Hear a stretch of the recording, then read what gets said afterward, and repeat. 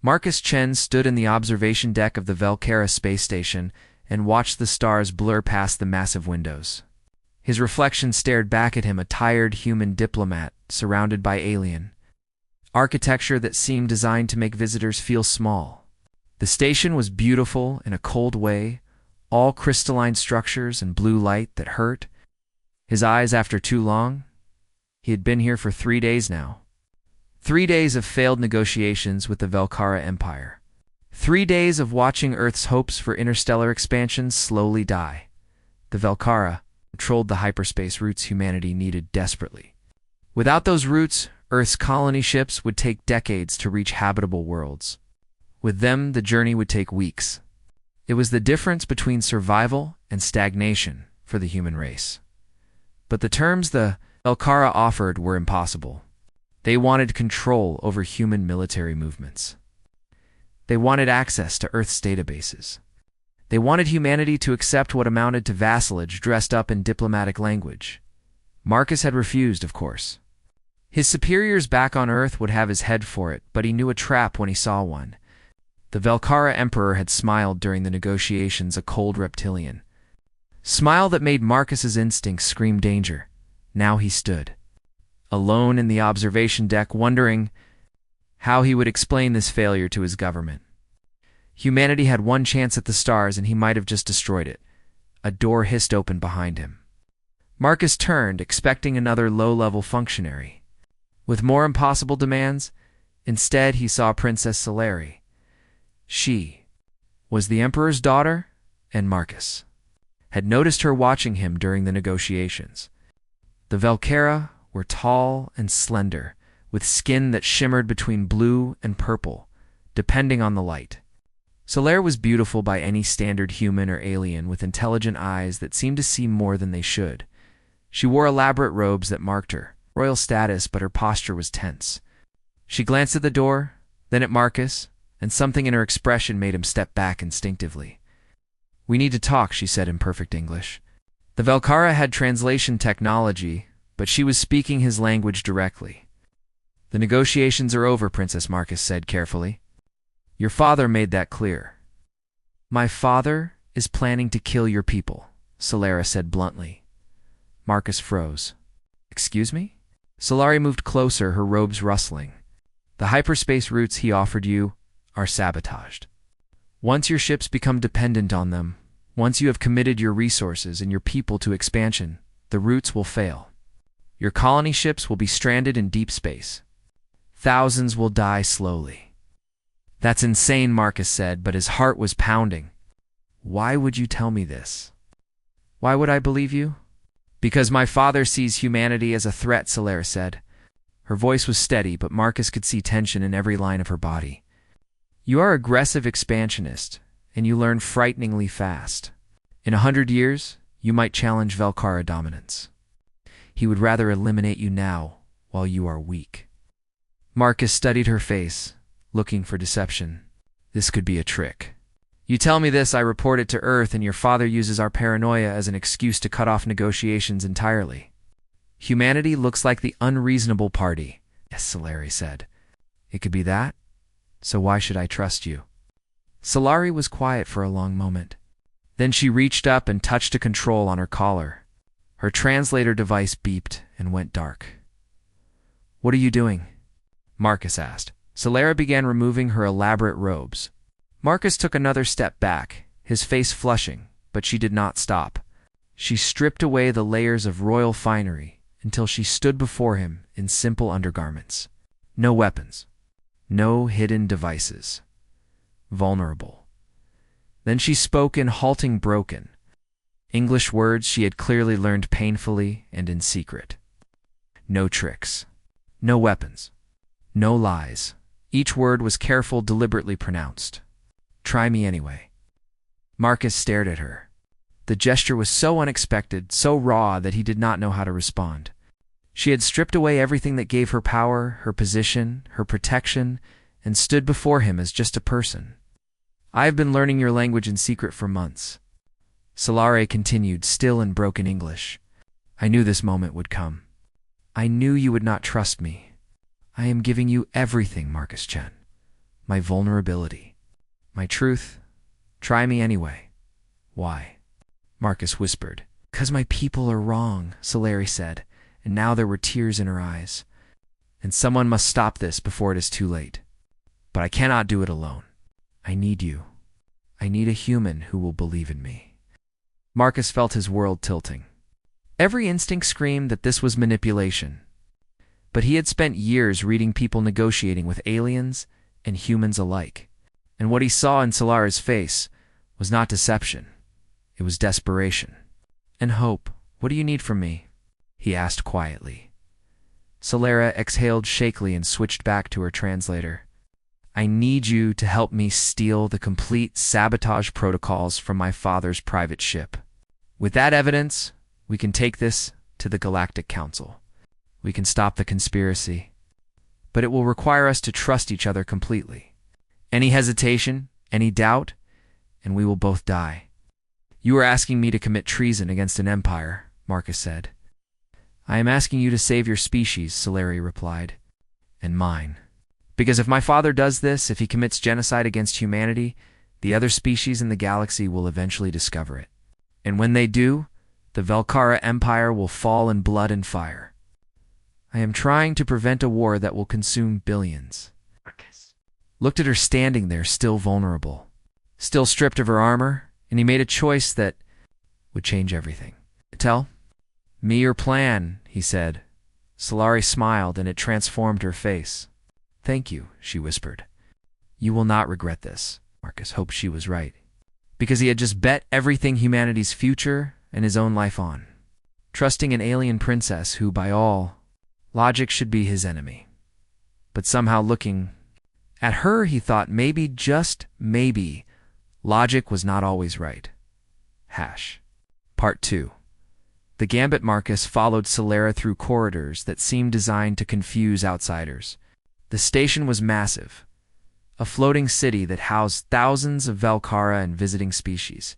Solari had redressed in simpler clothing and moved with purpose, keeping to maintenance. Tunnels and service passages that saw little traffic. Where are we going?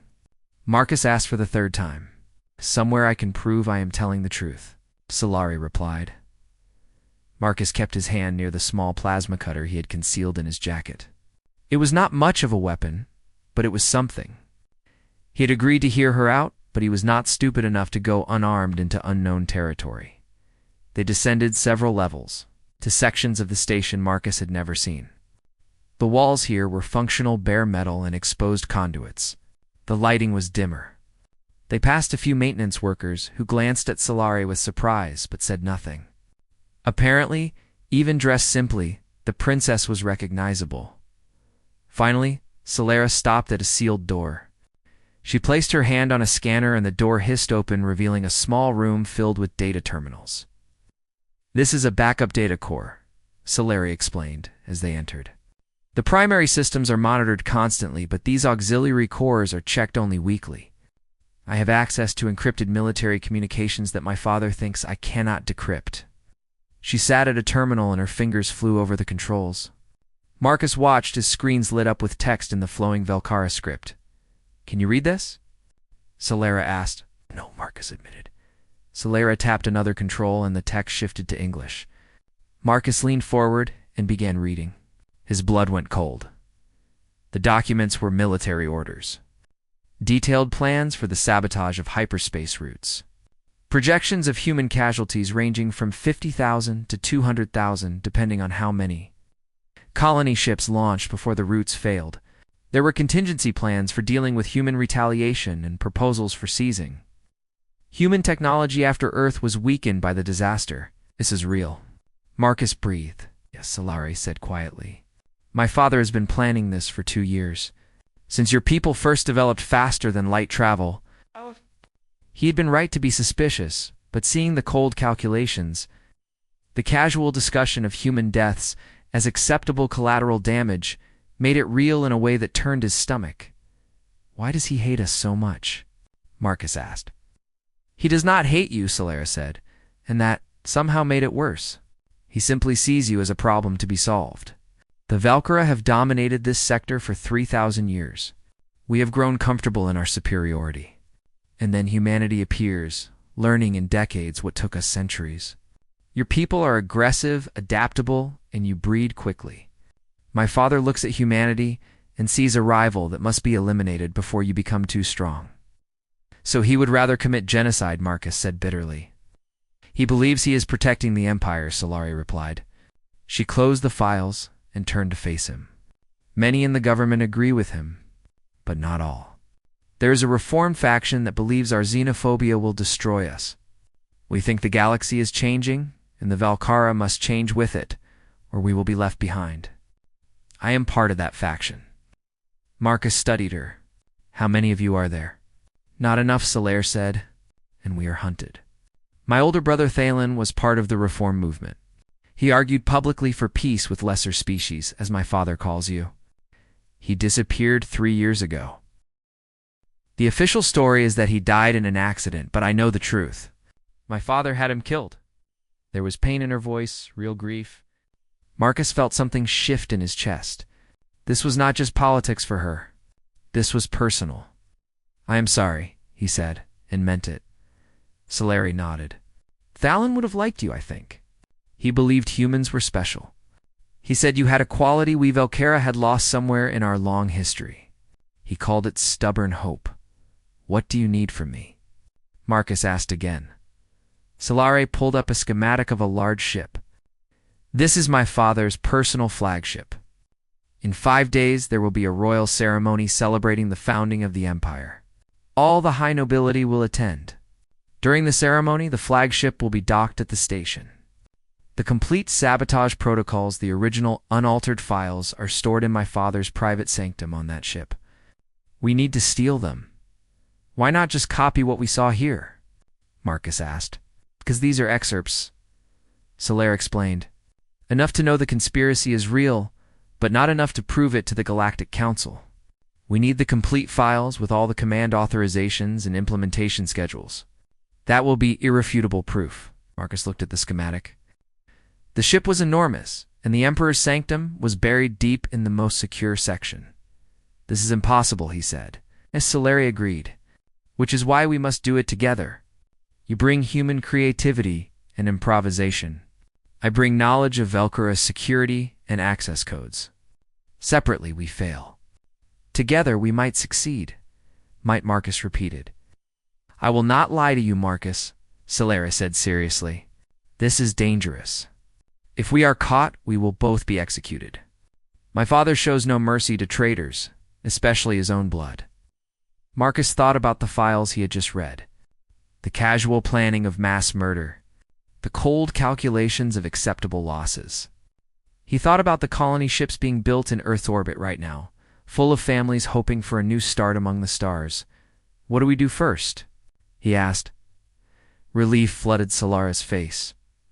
We train. We have 5 days to learn to work together perfectly. Any hesitation, any miscommunication will trigger alarms. We need to know each other's movements, thoughts, patterns. We need to trust each other completely. Over the next 5 days, Marcus and Solari became shadows in the station. They met in hidden places, planning and practicing. Solari taught Marcus the basics of Valkara security systems. Marcus showed her human problem, solving methods, ways to improvise when plans went wrong. They ran practice scenarios in abandoned sections of the station. Solera would set up mock security systems, and Marcus would try to bypass them. When he failed, she would show him better approaches. When he succeeded, she would make the next test harder. But more than tactics, they learned each other. Solari learned that Marcus had a tell when he was uncertain, a slight hesitation before acting. Marcus learned that Solara clicked her teeth softly when concentrating. They learned to read each other's body, language to communicate with glances and gestures. On the 3rd day, Solari revealed something that changed everything. They were resting after a particularly difficult practice run, and Marcus noticed scars on her arms where her sleeves had pulled back. What happened? He asked. Solera looked at the scars. Punishment. When I was younger, I spoke out against my father's policies. He had me whipped publicly as an example. Marcus stared. Your own father did that? He is the Emperor before he is my father, Solari said simply. I learned to be more careful after that, to work in secret. Marcus reached out hesitantly and touched one of the scars. I am sorry, he said again. Solari looked at him and something passed between them. Understanding, maybe? Recognition that they were both risking everything. For what they believed was right? You for trusting me, she said quietly. Dank. You for being worth trusting, Marcus replied. On the 5th day, the royal ceremony arrived, and Marcus realized something that terrified him. He did not just trust Solari tactically. He genuinely believed in her, in their impossible partnership, in the idea that a human and a Velkara could change the fate of two civilizations. It was time to put that trust to the ultimate test. Part 3. The heist. The royal ceremony was magnificent in a way that made Marcus feel small. The grand hall of the Velkara station glittered with bioluminescent decorations and thousands of nobles dressed in their finest robes. Music played soft and haunting as servers moved through the crowd offering drinks and delicacies from across the empire. Marcus watched from a maintenance corridor through a small camera feed Solari had given him. She stood near her father, dressed in ceremonial robes that seemed to weigh her down. The emperor was speaking to a group of admirals, gesturing grandly while they listened with practiced attention. Solari looked bored, playing her role perfectly. No one watching would suspect she was about to commit treason. Marcus checked his disguise one more time. He wore the gray uniform of a maintenance worker, complete with identification badges Solari had forged. In his toolkit, he carried the equipment he would need to bypass security and a plasma cutter hidden in a false bottom. His heart hammered in his chest. Ready? Solari's voice came through the tiny earpiece hidden in his ear. Canal. Ready, Marcus whispered. Emperor's flagship is docked at Bay 7. You know the route. Moved through the maintenance passages following the path they had practiced a dozen times. The station was busy with the ceremony, which worked in his favor. Most of the security forces were focused on protecting the nobles, not on watching empty corridors. He reached Bay 7 without incident. The flagship loomed beyond the docking clamps, a massive vessel that could have swallowed Earth's largest warships.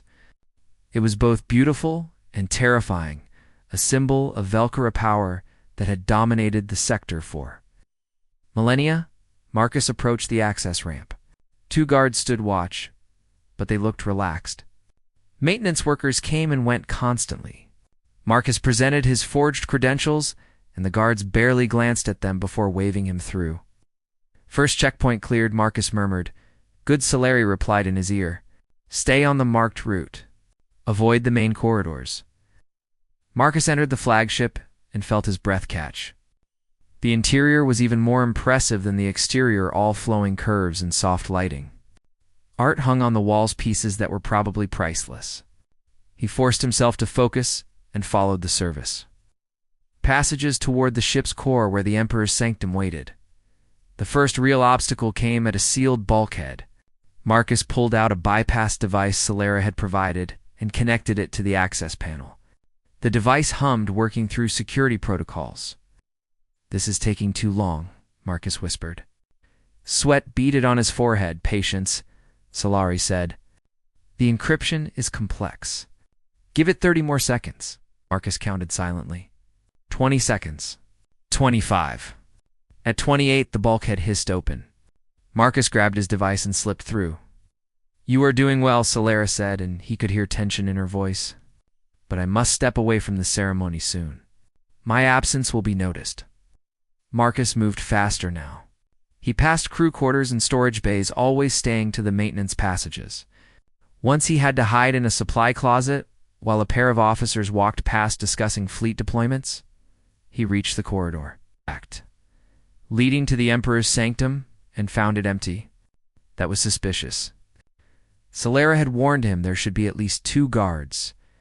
Something is wrong, Marcus whispered. No guards. Solari was quiet for a moment. Wait, let me check security feeds.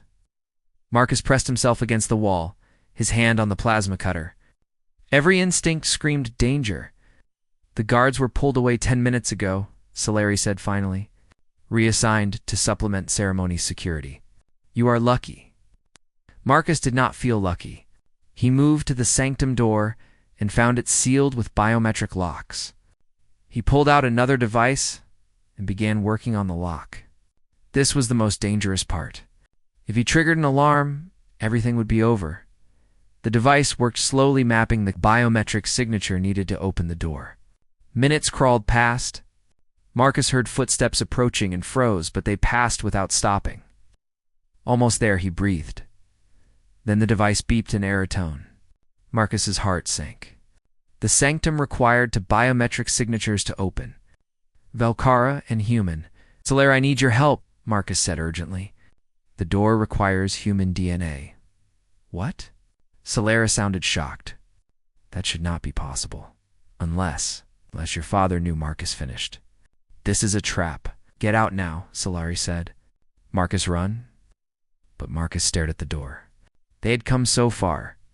If they failed now, humanity would die slowly in the darkness between stars. He made a decision. How fast can you get here? He asked. Marcus know how fast? Solari was silent. Then she said, 5 minutes. But I will be exposed. Everyone will know I betrayed him. Then we better make this count, Marcus said. Come now. He heard commotion in his earpiece. Solera was moving, leaving the ceremony. Voices called after her, confused and concerned. Marcus weighted his back to the wall. Every second stretched into eternity. He heard alarms begin to sound distant at first, then growing closer. They knew someone was on the flagship now. Guards would be converging on his position. Solera appeared running full speed in her ceremonial robes. Blood stained her sleeve. She had fought her way through. We have maybe 2 minutes, she gasped. They pressed their hands to the biometric scanner together.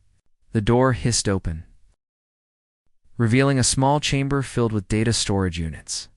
Marcus rushed to the central terminal and began downloading files while Solera stood guard. They are coming, she said. 30 seconds. Almost done, Marcus said. The download bar crawled across the screen. 70%. 80% guards appeared at the corridor entrance. They shouted commands and raised weapons. Solera pulled Marcus behind a storage unit as energy blasts scorched the air where they had been standing. We are trapped, Marcus said.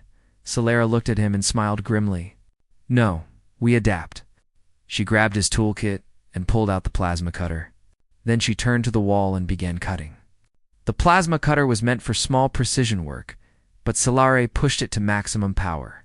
It screamed, cutting through the bulkhead in a shower of molten metal. More guards arrived. Energy blasts filled the chamber. Solari was hit in the shoulder and cried out but kept cutting. Marcus returned fire with a guard's dropped, weapon providing cover. The wall gave way, revealing an escape pod bay on the other side. Solera shoved Marcus through the hole and followed. They ran to the nearest pod and sealed themselves inside. Marcus slapped the launch control. Nothing happened. Override it, Marcus said desperately.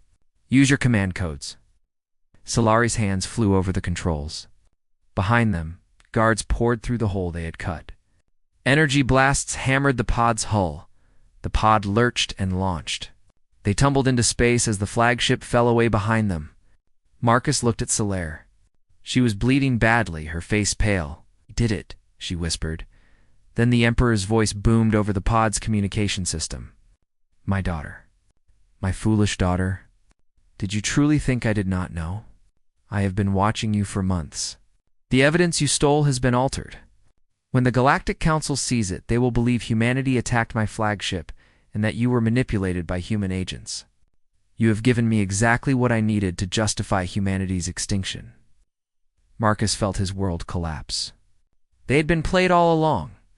He looked at Solera, who stared at the speaker with horror in her eyes. I am sorry, she whispered. I am so sorry. The pod drifted into darkness, carrying them away from the station. Away from any hope of fixing what they had broken. Marcus held the data chip containing the altered evidence and wanted to scream. They had lost everything. Part 4. Broken faith. The escape pod drifted through empty space, its life support systems humming softly. Marcus sat across from Solera, watching her breathe. shallowly as blood seeped through the makeshift bandage he had tied around her shoulder. The wound was bad, worse than he could treat with the pod's basic medical supplies. She might die. They might both die. And even if they survived, they had destroyed everything they were trying to save. Marcus looked at the data chip in his hand. The altered evidence that would condemn both humanity and Solari. He wanted to throw it out the airlock, but that would accomplish nothing. Earth's government had already received the files transmitted automatically from the flagship. By now, they were analyzing data that made Marcus look like a rogue agent and humanity look like aggressive warmongers who had manipulated a naive princess. Marcus Solari's voice was weak. I did not know. You must believe me. His mind churned with suspicion and doubt. Had she known? Was this part of her father's plan all along?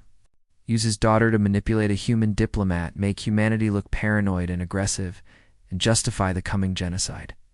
He had trusted her, stripped away every defense, and believed in their impossible partnership. And now he did not know what was real. Solara's eyes filled with tears. Please, she whispered. Say something. Marcus looked at her, really looked at her. She was pale with pain, bleeding from a wound she had taken protecting him. She had abandoned everything, her position, her safety, her future to help him. If she was acting, she was the greatest deceiver who had ever lived. Or maybe he was just a fool who wanted to believe. I do not know what to think, Marcus said finally. Your father played us perfectly. Even if you were innocent, even if you truly wanted to help, the result is the same. Humanity is doomed. You are doomed. Everyone we were trying to save is going to die. Solari closed her eyes. Then kill me, she said quietly. Marcus stared. What? Kill me, Solari repeated. She reached into her robes with her good hand and pulled out a small blade. She offered it to Marcus. If you cannot trust me, if you think I betrayed you, then end it now. At least then, I will not have to watch everyone I love destroy each other. Marcus looked at the blade. It would be easy. One thrust and his doubts would be over. His pain would be over. He pushed the blade away. No, he said. If we are going to die, we die trying to fix this. Not giving up. Solari opened her eyes. Hope flickered in them, fragile and desperate. You still trust me? I do not know, Marcus admitted, but I know you are hurt because you protected me. I know you gave up everything to try to stop this. That has to mean something. Solari reached out with her good hand and grasped his. Then let me prove it, she said. Let me give you everything. She pulled out a data tablet with trembling fingers and began entering codes. These are my personal access codes. My family's private accounts. Communication channels to reformist sympathizers within the Empire. Everything I have, everything I am, is on this tablet. Use it to verify my story. Dig into my life, my past, my contacts. Find the truth for yourself. Marcus took the tablet. If I find evidence that you betrayed me, ... then you will know the truth, Solari said simply. And you can make your choice based on facts, not faith. I am giving you the tools to destroy me completely, Marcus. Because I would rather you know the truth than live with doubt. Marcus looked at the tablet, then at Solari. This was the ultimate act of trust. She was giving him weapons that could dismantle her entire life. If she was guilty, this made no sense. If she was innocent, it was the bravest thing he had ever seen. He began working. The tablet contained access to Velcara networks that Marcus had never dreamed of seeing. He dug into Solari's communications first, looking for any contact with her father that suggested conspiracy. He found nothing. Her messages to the Emperor were formal, cold even. There was no warmth, no secret communications. If anything, the records showed a daughter trying desperately to earn approval from a father who saw her as a disappointment. He checked her financial records. No suspicious payments, no hidden accounts. Just a princess living on a royal stipend and spending most of it funding scholarships for lower caste Velcara to attend university. He found records of her donations to reformist causes, always made anonymously. It's always at great personal risk. He found personal journals encrypted but accessible with her codes. He read them, and felt his chest tighten. She had written about her brother Thalon, about watching him disappear and being powerless to stop it. She had written about her hatred of her father's xenophobia, her belief that the Empire was dying from the inside. She had written about humanity, about watching humans achieve in decades what took Velkara centuries and feeling something she called hope. And then he found the entry from 3 months ago. The day she had decided to contact Marcus. Today I watched the human diplomat argue against my father's terms, she had written. He knew they were a trap, but he did not know how deep the trap went. I saw in his eyes the same stubborn determination Thalon had, the same refusal to accept that cruelty is inevitable. I have decided I will trust him with everything. If I am wrong, if he uses my trust to harm my people, then I will deserve whatever comes. But if I am right, if he is the partner I hope he is, then perhaps we can save millions of lives. I am afraid. But I am more afraid of doing nothing. Marcus closed the tablet. He looked at Solare, who watched him with exhausted eyes. I believe you, he said quietly. Relief flooded her face. Thank you, she whispered. But we still have the same problem, Marcus continued. The evidence is altered. Earth thinks I am a traitor. Your empire thinks you are a traitor. How do we fix this? Solera struggled to sit up. The original files must still exist somewhere. My father is arrogant, but he is not stupid. He would keep the real evidence as insurance in case he needs to prove what he did to anyone who challenges him later, Marcus thought. Where would he keep something like that? The reformist archives, Solera said. When Thalon disappeared, I searched for any trace of him. I found references to a hidden database on Velkara's third moon. The reformists have been collecting evidence of the government's crimes for years, preparing for the day they might overthrow my father. If the original sabotage files exist anywhere, they would be there. Can we reach it? Marcus asked. The moon base is deep in Velkara territory, Solari said. We are wanted criminals now. Every ship in the sector will be looking for us. So we have to go exactly where they will not expect us, Marcus said. A plan was forming in his mind, crazy and desperate but possible. We go deeper. Straight into the heart of enemy territory. Solari smiled despite her pain. That is a very human plan. Do you have a better one? Marcus asked. No, Solari admitted. But even if we reach the moon base, even if we find the original files, how do we broadcast them? The Galactic Council convenes in 48 hours. If we are not there to present the truth, my father wins. Marcus looked at the tablet in his hands at the access codes Solari had given him. You said these codes can reach reformist sympathizers? Yes, but there are only a few, and they are scattered across the Empire. Not enough to mount a rescue. Maybe not a rescue, Marcus said slowly, but enough to cause chaos. Enough to give us a chance. He began composing a message using Solara's codes to send it to every reformist contact in the network. The message was simple. The truth is hidden on the third moon. If you want to end the Emperor's reign, help us reach it. The time for hiding is over. He sent the message and looked at Solari. Now we find out how many people still believe in your brother's dream. Solari took his hand. Thank you for believing in me. Thank you for being worth believing in, Marcus replied. The pod's navigation system beeped. Marcus programmed in coordinates for Velkara's third moon and engaged the engines. They had 48 hours to reach the moon base, retrieve evidence that might not exist, and broadcast it to the Galactic Council before humanity was condemned.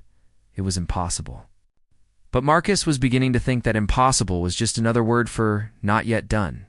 And if there was one thing humans were good at, it was doing the impossible. Especially when they had the right partner. Part 5. The Truth Unshackled.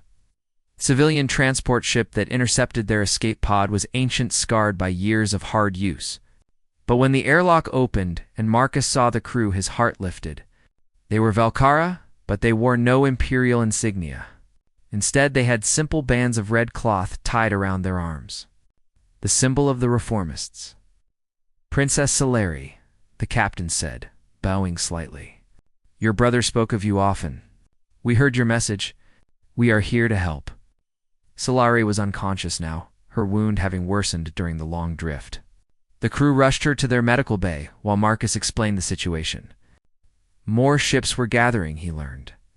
Reformists from across the sector were converging on the third moon, responding to Silare's call.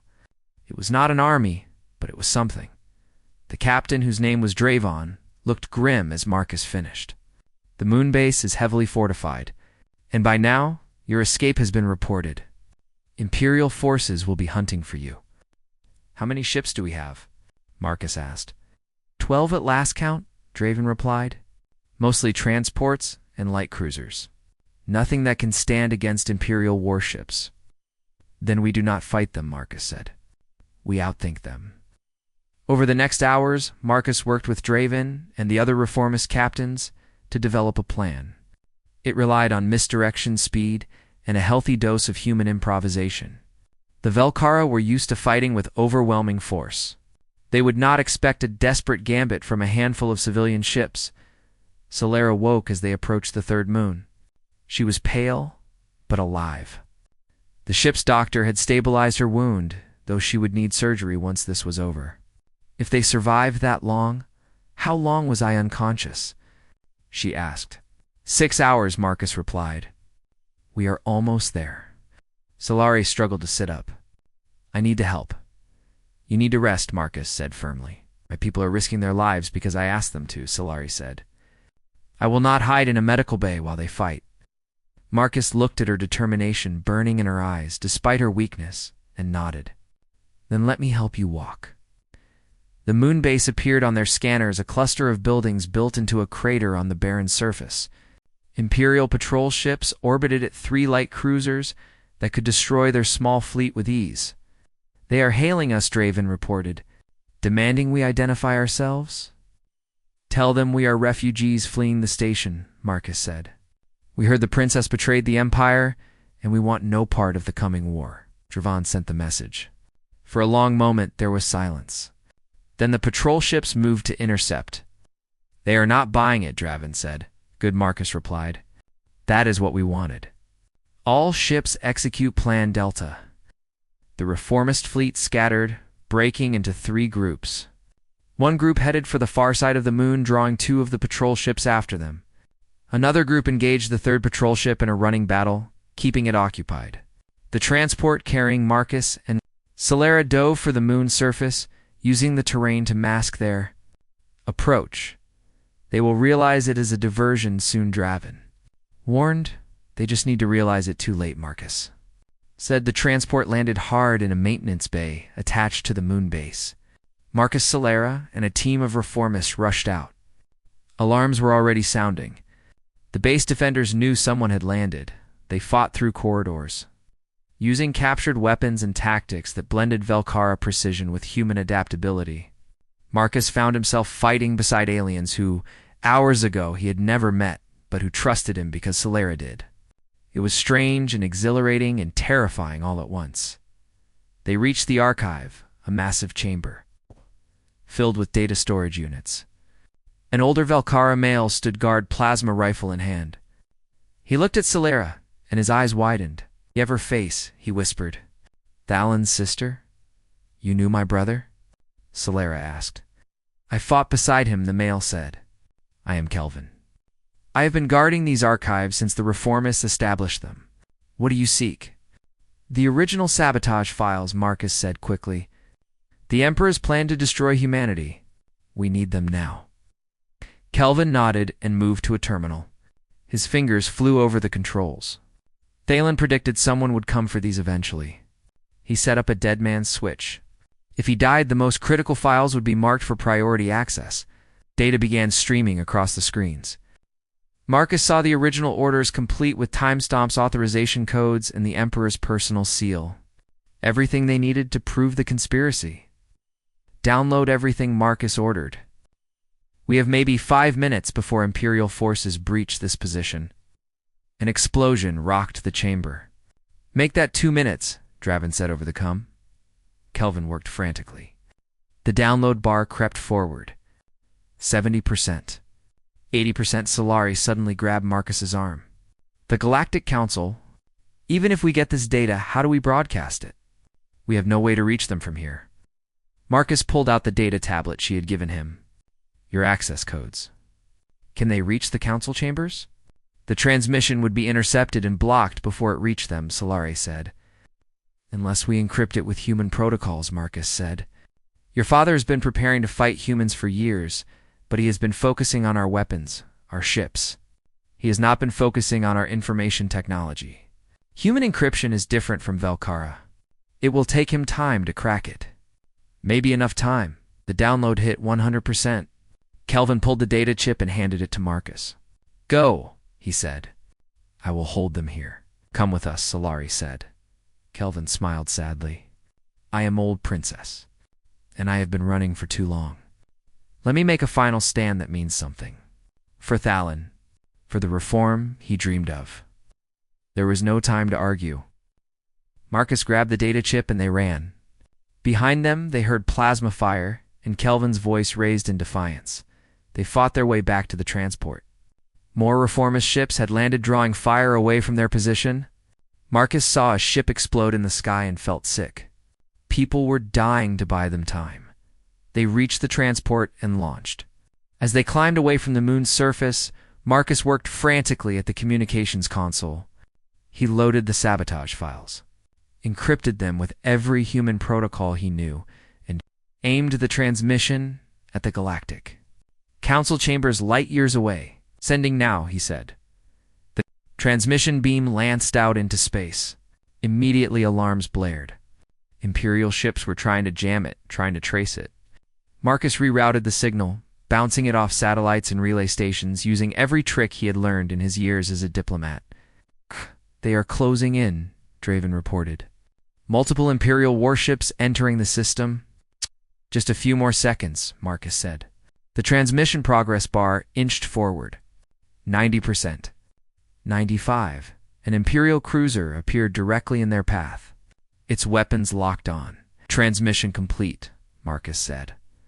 The cruiser fired. The transport shields flared and died. The next hit would destroy them. Then a voice boomed across all channels. This is Admiral Thesa of the Galactic Council Fleet. All Imperial vessels stand down immediately. Marcus looked at the scanner and saw dozens of ships dropping out of hyperspace. Council peacekeepers from multiple species. They formed a protective wall around the reformist fleet. The transmission was received, Thesa continued. The Galactic Council has reviewed the evidence. Emperor Volrek, you are ordered to surrender yourself for trial. Failure to comply will result in military action against the Velkara Empire. On the main screen, Marcus saw the Emperor's flagship. For a long moment, nothing happened. Then the flagship's weapons powered down. It was over. 3 days later, Marcus stood in the Galactic Council chambers, watching as the Emperor was led away in restraints. The sabotage files had been authenticated. The conspiracy was exposed. Multiple high-ranking officials were being arrested. The Velkara Empire was in chaos. Solara stood beside him, her arm in a sling but her head held high. The council had named her interim leader of the empire until proper elections could be held. It was a role she had never wanted, but she accepted it because someone had to rebuild what her father had broken. What will you do now? She asked Marcus. Return to Earth, Marcus said. Clear my name. Help rebuild the trust between our species, and then? Solara asked. Marcus smiled. Earth is offering me a position. Permanent ambassador to the Velkara Empire. If the new leader is willing to accept me. Solari's eyes brightened. I think she would be honored. They stood together, human and Velkara, looking out at the assembled species of the galaxy. It would be a long road ahead. There would be resistance from hardliners in both civilizations. But they had proven something that no one had believed possible. They had proven that trust, even when it seemed impossible, could change everything. A junior counselor approached. Ambassador Chen, Princess Solare. The council is ready for your joint address. Marcus and Solara walked together into the council chamber. Representatives from dozens of species watched as they took the podium side by side. Solara spoke first. For too long, my people have believed that strength comes from dominance, that safety comes from controlling those we fear. My father's conspiracy was the ultimate expression of that belief, and it nearly destroyed us, Marcus continued. Humanity is young in the galactic community. We have made mistakes, and we will make more. But we believe that our strength comes not from standing alone, but from standing together. Not from defeating potential enemies, but from making them into partners. Today we announce a new partnership, Solera said. Human and Velkara working together, not as master and vassal, but as equals. We will share technology, knowledge, and resources. We will learn from each other. Some will say we are naive, Marcus added. That trust is weakness. But we have seen the alternative. We have seen what happens when fear and suspicion rule. The cost is too high. They spoke together now, their voices blending. We choose trust. We choose partnership. We choose to build a galaxy where species work together rather than tear each other apart. This is not the easy path, but it is the right one. The council chamber erupted in applause. Not everyone agreed. Marcus could see skeptical faces, hostile faces. But enough believed. Enough were willing to try. As they left the podium, Solera took Marcus's hand. Thank you, she said quietly. For trusting me when you had no reason to? Thank you for being worth that trust, Marcus replied. Outside the council chambers, the stars blazed in the darkness of space. Humanity's colony ships were being prepared for launch using safe hyperspace routes. Provided freely by the new Velkara government, families who had feared they would never see the stars were packing their belongings, with hope in their hearts, and somewhere on Earth. A young diplomat named Marcus Chen was being remembered, not as the man who almost destroyed everything, but as the man who proved that humans could do more than just survive among the stars. They could bring the one thing the galaxy had forgotten it needed: stubborn, impossible, unreasonable hope, and the courage to trust even when every instinct screamed otherwise. It was the most human thing of all, and it would change the galaxy forever.